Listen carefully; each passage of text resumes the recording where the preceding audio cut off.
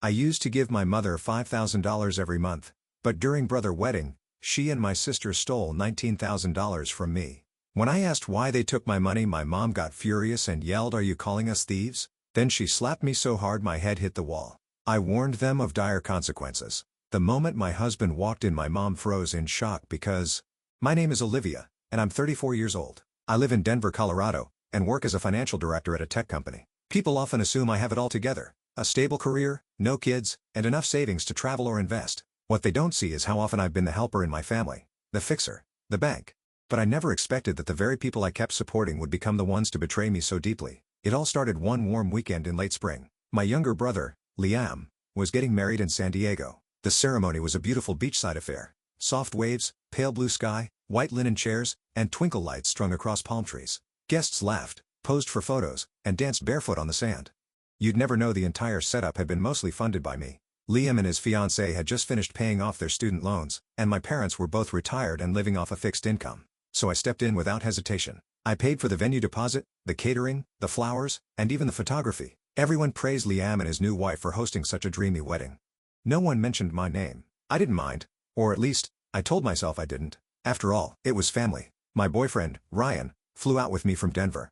We'd been together for 2 years, and though we hadn't made any formal plans for marriage yet, we both knew where things were headed. He saw how much I gave to my family, and more importantly, he saw how little I received in return. But he never pushed. He let me come to my own realizations in my own time. On the evening of the wedding, after the final dance, I stood at the edge of the venue with my sandals in my hand, the ocean breeze brushing against my skin. Liam hugged me tightly and said, "Thanks for everything, Liv. You really came through." I smiled and squeezed his hand, but deep down, a small ache pinched my chest. It wasn't about being thanked, it was about being seen. That night, Ryan and I returned to the hotel, exhausted but content. We talked about the wedding, laughed about the aunt who cried too much during the vows, and eventually fell asleep wrapped in each other's arms. I didn't know that while I was drifting off, something was already going terribly wrong, something that would change everything. The next morning, Ryan and I were checking out of the hotel. I had just tossed my duffel bag over my shoulder and was scrolling through my phone to pull up the hotel confirmation when I decided to open my banking app. Just a quick check before heading to the airport. What I saw made my fingers stiffen and my throat tighten. My account balance had dropped, not by a little. It was down by $19,000. I froze in the middle of the hotel lobby, people brushing past me, carts rolling over tiled floors, the scent of fresh coffee in the air. All of it faded. My eyes locked on the screen, unable to blink. "What is it?" Ryan asked, wheeling our luggage behind me. I didn't answer right away. My mouth had gone dry. "Ryan," I said, almost in a whisper, "$19,000 is gone." He took my phone from my hand, already tapping into the transaction history. "Did you make any large transfers recently?" he asked, but we both knew the answer. Just last week, I had over $28,000 in my checking. I hadn't bought anything major since then. I watched him scroll through the history, his jaw tightening. "Here," he said, tilting the screen. "Look, 3 transfers, all done within the same minute last night. $6,000 to Jenna Collins. $7,000 to Scott Collins. $6,000 to Marsha Green. Each marked Zelle transfer, all at 10:47 p.m. My breath caught. "That's when I was in the shower," I said slowly. "After the wedding." Ryan looked at me, his expression turning serious. "You didn't send these, right?" "No, absolutely not." "Then someone used your phone," he said flatly. "They had access to your app. And your password." My legs felt unsteady as we got into the elevator. I leaned against the mirrored wall, trying to calm the roaring in my ears. I had always been the helper, the one who paid the bills, bought the emergency plane tickets, sent money without questions. But this? This wasn't help. This was theft. And the worst part was, I already knew who did it. Just as we stepped into the hotel lobby, my phone rang. It was her. "Mom." I took a slow breath then answered. "Mom," I said, trying to keep my voice from trembling, "I need to ask you something." There was a pause on the other end of the line, followed by the sound of clinking dishes and distant chatter, like she was in the kitchen with someone else. Her tone was casual, even cheerful. "Morning, honey. Everything okay?" I swallowed. 3 large transfers were made from my bank account last night. To you, Jenna, and Scott. "Do you know anything about that?" Another pause. Then, she actually chuckled like I just reminded her of something amusing. "Oh, that. I was wondering when you'd notice." Honestly, it was less than I expected. My heart stopped. "What do you mean?" "Jenna said it was wasteful to keep that much sitting in your account," she said breezily. "So we split it. Think of it as a wedding gift for Liam." I stood frozen in the hotel lobby, unable to move, eyes fixed on nothing. My ears were ringing. "You took my phone while I was in the shower?" I asked, my voice cracking. "Oh, don't be dramatic, Olivia. You're single, doing well, no kids. You should help out. That's what family does." Ryan stepped closer and gently took the phone from my hand. "Ma'am," he said, calmly but firmly, "what you just admitted to is a criminal act. Taking money from someone's account without permission is theft. She snapped, "Are you a lawyer now, or just someone who enjoys meddling in family matters?" I snatched the phone back. "Mom," I said, my voice lower now. "Who took my phone and sent those transfers?" "Jenna," she replied without shame. "She guessed your password. It wasn't hard. Something about your old cat, right?" And then she hung up. I stared at the blank screen in disbelief. The woman who had raised me had just laughed in my face after helping herself to my life savings. It wasn't just betrayal. It was bold, unapologetic theft from the people I had trusted the most. Ryan took my hand, gently but firmly. "We're not letting this go." And neither was I. We didn't even stop to breathe. After the call ended, I told Ryan I wanted to speak to them in person. I needed to see their faces when I asked them why. He didn't question me. He just nodded and drove us to my mother's house. The drive through the San Diego suburbs felt surreal. The sun was out, birds chirped, and the sky was the same soft blue from the wedding. But I felt nothing. It was like I had been scooped out from the inside. Before we could ring the bell, the door opened. Jenna stood there in a tank top and yoga pants, holding a coffee mug. She gave me a half smile, like I was early for brunch. "Oh, Olivia, you came back." I walked right past her. Inside, my mother, Marcia, was sitting in the living room sorting through Liam's wedding photos. Scott, Jenna's husband, had his feet on the coffee table, sipping espresso like it was Sunday morning and nothing had happened. "We need to talk," I said, standing firm in the center of the room. Marcia looked up calmly. "About the money?" "Yes," I said, my voice sharp. "I want to know who gave you the right to go into my bank account and take $19,000. Jenna shrugged and plopped onto the couch.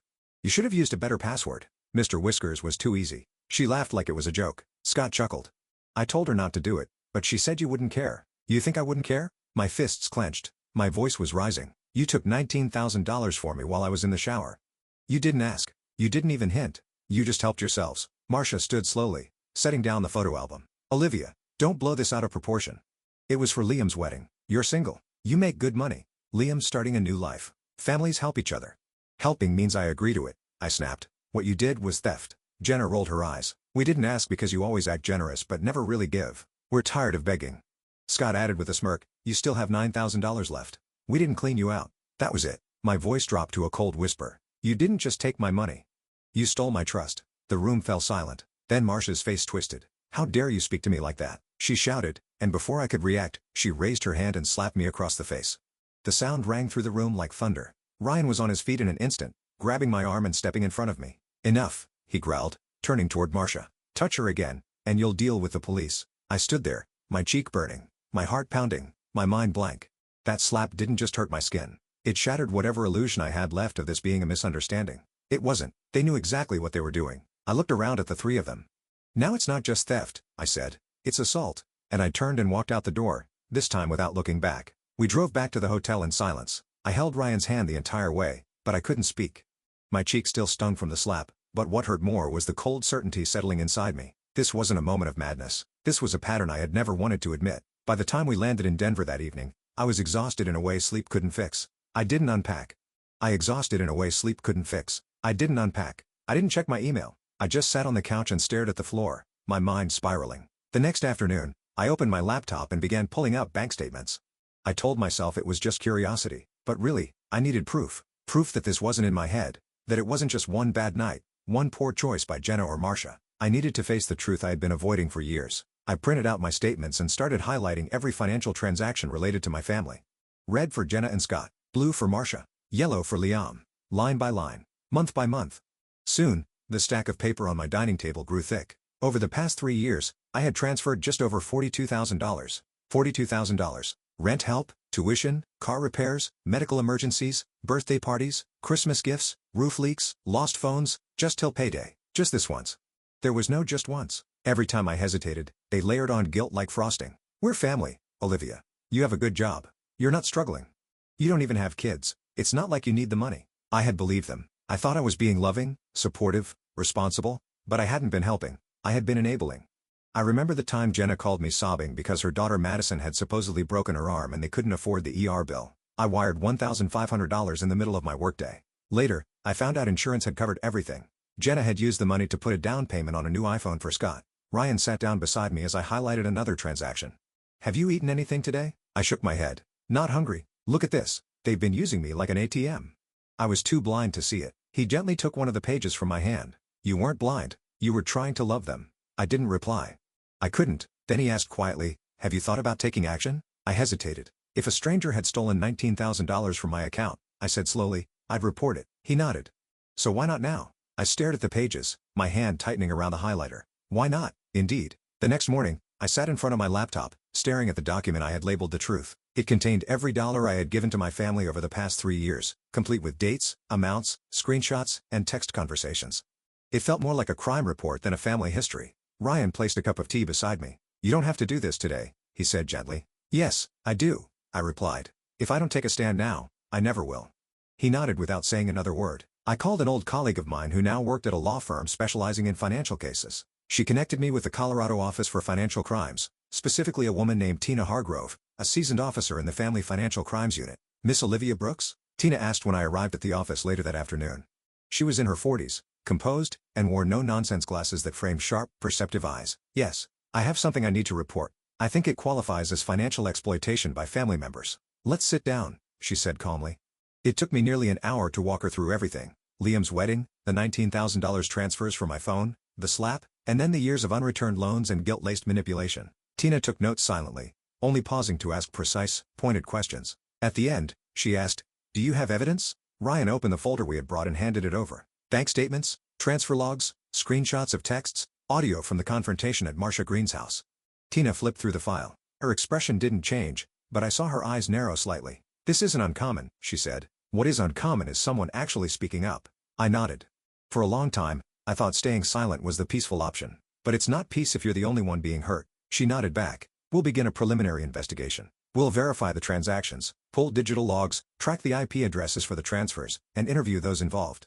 If we find evidence of unauthorized access and intent, it will be sent to the district attorney." I hesitated. "Will they be arrested?" "That depends," Tina replied. "If intent is proven and the case moves forward, yes. But either way, there will be legal consequences." As we stood to leave, Ryan reached for my hand. I was shaking slightly, but not from fear. I had just declared legal war, not on strangers, but on my own blood. But I didn't feel regret.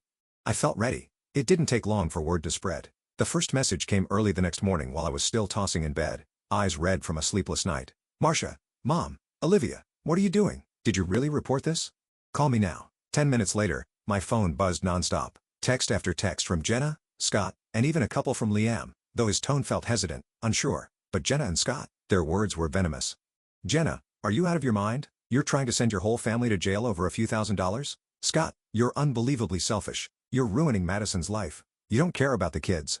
Marcia, I raised you, and now you're turning on your own family? You have no heart." I stared at my phone in silence. Not a single message contained the word sorry. Not one acknowledgement of what they had done. Just guilt, anger, accusations. Ryan came into the room holding 2 mugs of coffee. He looked at the screen lighting up in my hand. "Still blaming you?" I nodded. "It feels like I betrayed them." He sat beside me and gently took the phone from my hand. "You didn't betray them, Olivia. They betrayed you. They're not mad because you did something wrong. They're mad because for the first time you didn't let them use you." That hit deeper than anything. I remembered all the times I hesitated before sending money and how quickly they twist it. Family is supposed to help. You're not struggling. So why are you so selfish? We wouldn't ask if it wasn't important, but it was never just once, and it was never paid back. That afternoon, my phone rang again. I nearly let it go to voicemail, but something told me I needed to face it. I answered. Marcia's voice was sharp, her tone indignant. "You've disappointed me, Olivia. What will people think when they hear you're dragging your family into court? You're humiliating your own blood." I closed my eyes. My cheek still remembered the sting of her hand. "Mom, you took my money. Without permission, you slapped me. You're acting like that's normal. You have enough," she barked. "You don't even have kids. That money was nothing to you." I kept my voice steady. "No one has the right to take just because they assume I can afford it. You didn't ask. You stole. And that slap? That was assault. You're pushing yourself out of this family," she warned. "Don't blame me when you end up alone." I took a deep breath. Everyone made their choice when they crossed the line. I'm just finally drawing it. The line went dead. 3 days passed in tense silence. Then, one gray afternoon, as light rain streaked the windows of my Denver apartment, the doorbell rang. Ryan looked up from his laptop. "Were you expecting someone?" I shook my head and went to answer it. Through the glass, I saw a familiar figure standing on the porch, hands stuffed in jacket pockets, shoulders hunched, eyes fixed on the floor. Liam. I opened the door slowly. "Hey," I said, unsure what to expect. He looked up, his expression a mixture of guilt and sadness. "Can I come in? Just for a few minutes?" I hesitated, then stepped aside. We sat at the dining table where my financial documents were still laid out in thick, color-coded piles. Liam glanced at them but didn't speak right away. The air felt heavy between us. "You doing okay?" he asked softly. "I'm getting by," I said flatly. "You know what's going on, right?" He nodded. "I do. I know everything now. I just didn't know what to do." "Why are you here?" Liam? I asked, folding my arms. He took a deep breath. Because I need to tell you the truth. I didn't know they were going to take your phone that night. I never asked them to. But this isn't the first time I've seen it happen. I narrowed my eyes. What do you mean? I overheard Jenna and Scott talking last year about how to borrow from you without upsetting you. I saw Mom keeping a list, birthdays, holidays, back to school, planning what to ask you for and when, and I stayed silent. I didn't want to be kicked out. I just started a family. I was scared.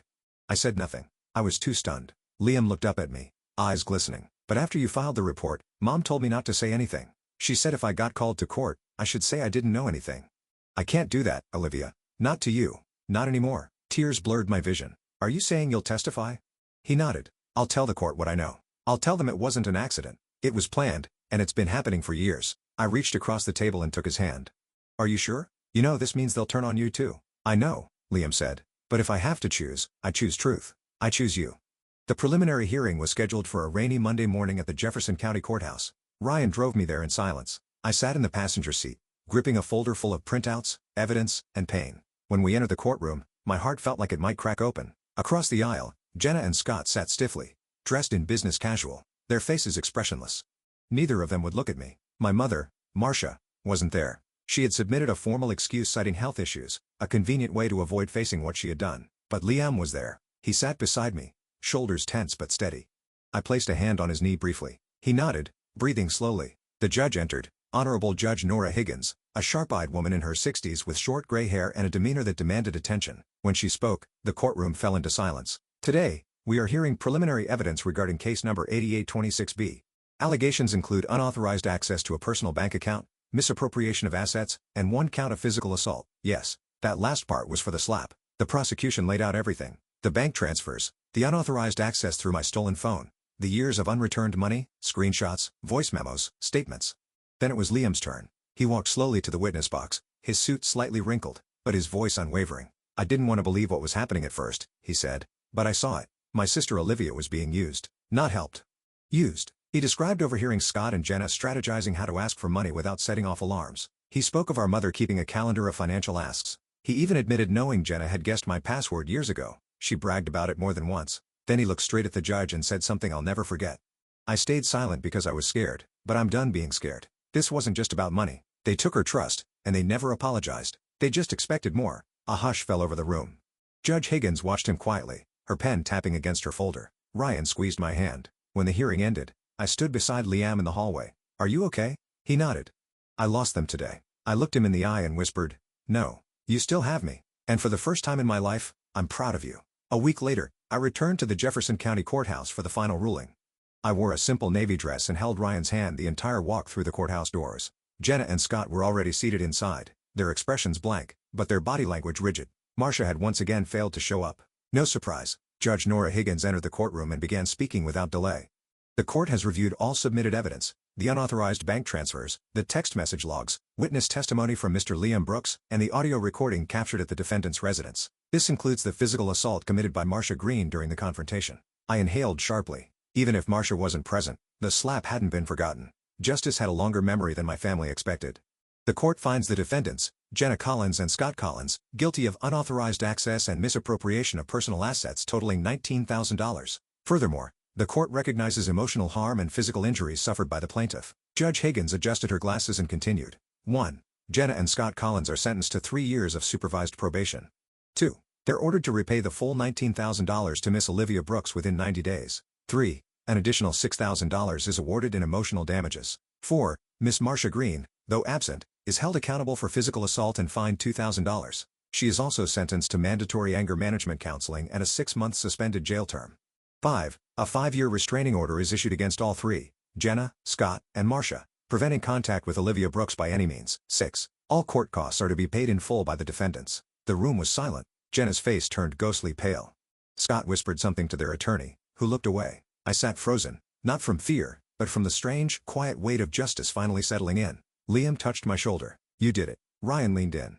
You didn't just protect your money. You protected your peace. I stood slowly, my eyes scanning the courtroom one last time. I had entered this place feeling like the accused, unsure, emotional, torn. But now I stood with my head high. I hadn't broken my family. They broke themselves. I simply chose not to be a silent victim anymore. The courthouse steps were slick with melting rain when we walked out, but I barely noticed. The world felt different now. Not softer, Not easier, but clearer. That same evening, I sat curled up on the couch with a blanket and tea, staring at my muted phone. I hadn't turned it on since the verdict. But eventually, curiosity won. I powered it up, dozens of missed calls, a handful of voicemails, and one new text from an unknown number. You think you've won? We're not going to kneel. I didn't need to check who it was from. I deleted it without a second thought. 3 weeks passed quietly. Scott lost his job after the court records were flagged in his company's background system. Jenna and Scott's joint accounts were frozen by court order. Then, foreclosure proceedings began on their house. I got a text from Liam. Just wanted you to know. They missed 2 mortgage payments. Madison School had to revoke her enrollment due to late tuition. They're falling apart. I read it calmly. No satisfaction. No revenge. Just truth catching up. A few days later, I received a voice message from a woman I didn't recognize. Hi. My name is Teresa. I read your article on the forum. I've been financially supporting my daughter for 30 years. I used to think I was just being a good mom. Your story helped me realize I wasn't being kind. I was being controlled. Thank you. I pressed play again, tears welling.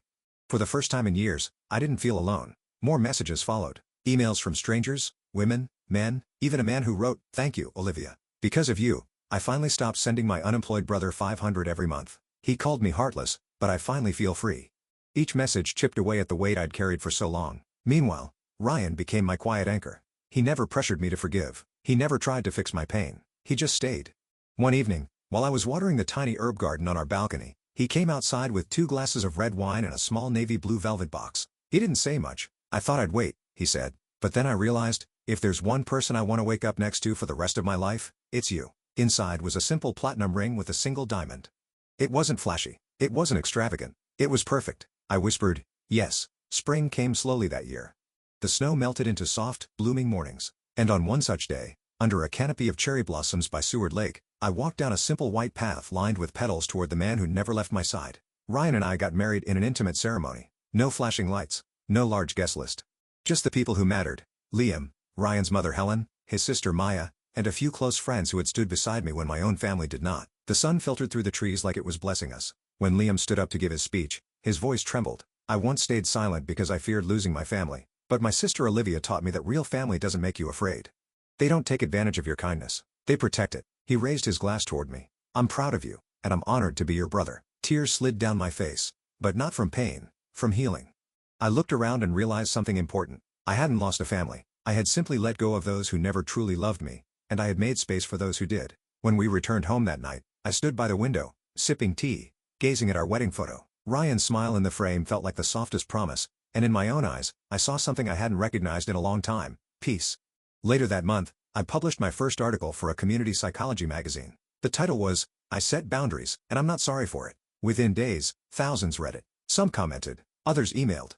Many cried, and one line was repeated again and again: "Thank you. Because of you, I finally said no." I wasn't writing to shame anyone.